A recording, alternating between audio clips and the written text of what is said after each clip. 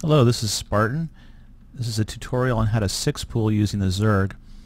In this video we'll be playing against the insane AI using Protoss on Xel'Naga Caverns. I have the player camera set so we'll see it from the viewpoint of the six-pooler. The first thing he does is he moves the Overlord out of the way so it doesn't obscure his view of the hatchery. The next thing he does is he watches the mineral count.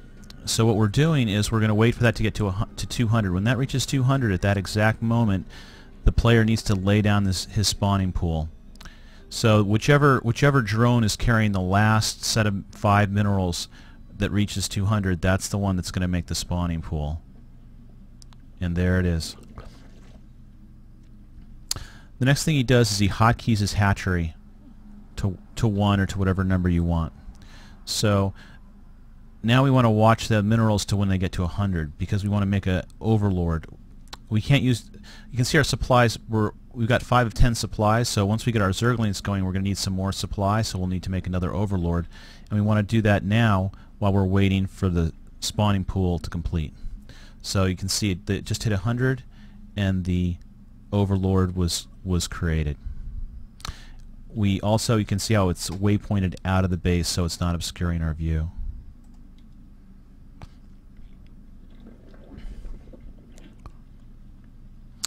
When the spawning pool gets close, the six-pooler will start spamming the Z key because he wants to be making these larvae turn into Zerglings as quickly as possible.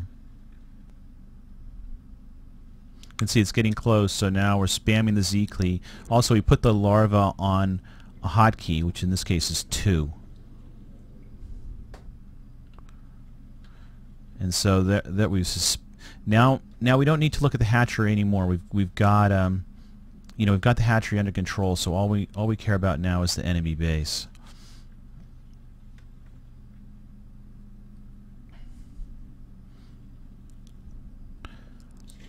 Every time, now what happens is we keep using the 1 key to keep our hatchery selected, and what we're watching for is a larva, a new larva. So whenever the larva spawns and you see that turn to 1, we need to immediately make a Zergling. So we'll hit S to see our larva, and then Z to create the Zergling as soon as it's created.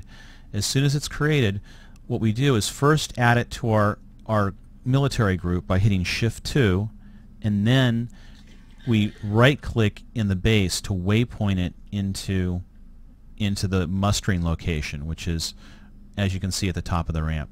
So my initial Zerglings have now reached the mustering point, and so I immediately put them to work on a gateway which the AI has conveniently placed near the top of the ramp. While you're attacking, you got to continuously be making Zerglings. So that's why the hotkey is so important. You got to keep the Zerglings coming. So you always got to be switching back to your hatchery to make new Zerglings and waypoint them in. If you can see how the AI showed up with a zealot and we just surround it and kill it. Whenever there's a single zealot, we'll just surround it and kill it.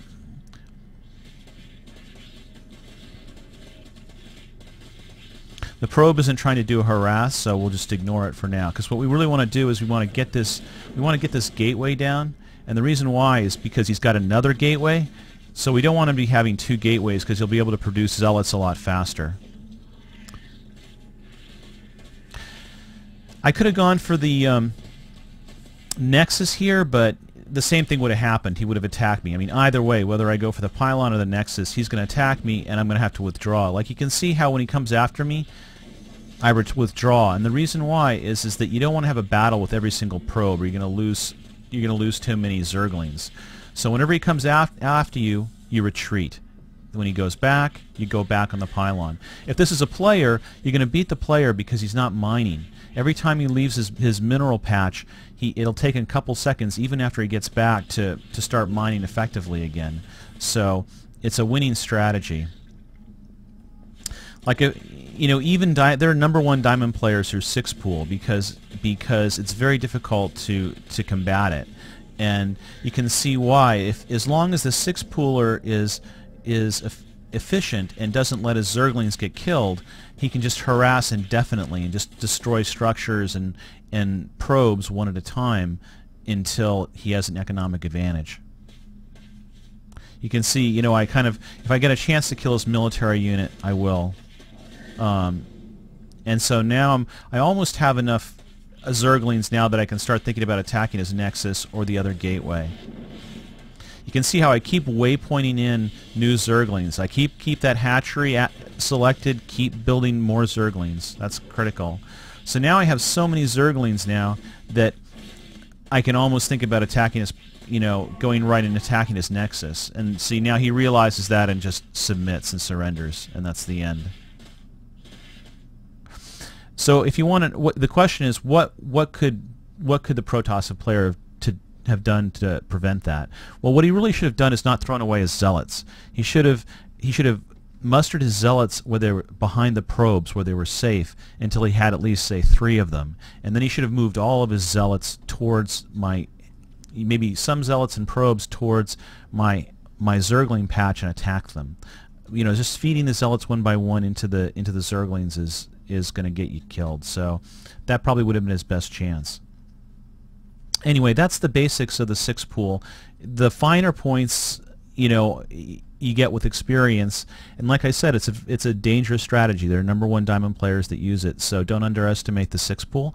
And you want to learn it whether you play it or you play against it, because it's dangerous and you will face it in your games, and you need to learn how to respond. Anyway, good luck, and signing off, this is Spartan.